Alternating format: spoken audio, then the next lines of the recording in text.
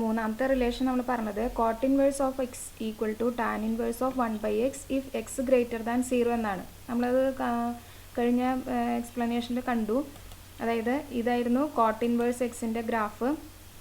അതും tan inverse x equal ആവുന്നത് x greater than 0 മാത്രമാണെന്ന് നമ്മൾ കണ്ടു. ഇനി ടാൻ ഇൻവേഴ്സ് 1/x എന്നുള്ളത് എക്സ് ലെസ് ദാൻ 0 ആകുമ്പോൾ ഇതുപോലെ ആയിരിക്കും കർവിൻ്റെ പൊസിഷൻ എന്ന് കണ്ടു. അതുകൊണ്ട് തന്നെ ഈ ടാൻ ഇൻവേഴ്സ് 1/x എന്നുള്ളത്, അതായത് എക്സ് ലെസ് ദാൻ 0-ലെ ടാൻ ഇൻവേഴ്സ് 1/x എന്നുള്ളതും കോട്ട് ഇൻവേഴ്സ് എക്സ് എന്നുള്ളതും ഈക്വൽ അല്ല എന്നുള്ളത് നമുക്ക് മനസ്സിലായി. ഇനി ഇവർ തമ്മിൽ എന്തായിരിക്കും റിലേഷൻ? അതായത് എക്സ് ലെസ് ദാൻ 0-ലെ കോട്ട് ഇൻവേഴ്സ് എക്സും ടാൻ ഇൻവേഴ്സ് 1/x തമ്മിലുള്ള റിലേഷൻ, അതാണ് കഴിഞ്ഞ ക്ലാസ്സിൽ ചോദിച്ച് നിർത്തിയിരിക്കുന്നത്. അത് നമുക്ക് ഈ ഗ്രാഫിക്കൽ ഇതിൽ നിന്ന് നമുക്ക് മനസ്സിലാക്കാവുന്നതാണ്. ഇവർ തമ്മിലുള്ള ഒരു ഡിഫറൻസ് എത്രയാണെന്നുള്ളത് നോക്കാം.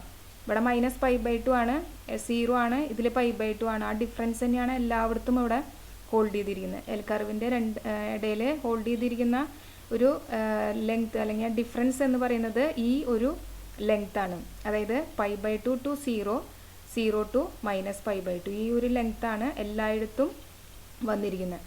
അതായത് ഈ കർവ് കിട്ടാൻ, ഈ കർവ് ഏതാണ്? കോട്ട് ഇൻവേഴ്സ് എക്സിൻ്റെ കർവാണ്. ഈ കർവ് കിട്ടാൻ ഈ കർവിൻ്റെ, അതായത് ടാൻ ഇൻവേഴ്സ് 1/xൻ്റെ കൂടെ ഏത് ആഡ് ചെയ്യേണ്ടി വരുന്നുള്ളത് നിങ്ങൾക്ക് ചിത്രത്തിൽ നിന്ന് വ്യക്തമാണ്. അപ്പോൾ അതിന് വേണ്ടി നോക്കി തയ്യാറായിട്ടിരിക്കുക. ഈ ഒരു ലെങ്ത്ത് കിട്ടാൻ π/2 ടു 0 എന്നുള്ള ലെങ്ത്ത് π/2 ആണ്. 0 ടു -π/2 എന്ന് പറഞ്ഞാൽ ലെങ്ത്ത് നോക്കുമ്പോൾ അത് π/2 തന്നെയാണ്.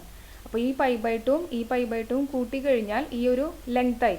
ആ ഒരു ഡിഫറൻസ് തന്നെയാണ് എല്ലായിടത്തും വരുന്നത്. അപ്പോൾ ഈ ഒരു കർവ് കിട്ടാൻ, കോട്ട് ഇൻവേഴ്സ് എക്സ് എന്നുള്ളത് കിട്ടാൻ ടാൻ ഇൻവേഴ്സ് 1/x പ്ലസ് ഈ ഒരു ഡിഫറൻസ്, അത് എത്രയാണെന്നുള്ളത് നിങ്ങൾ നോക്കി അടുത്ത ക്ലാസ്സിന് റെഡി ആയിട്ടിരിക്കാം.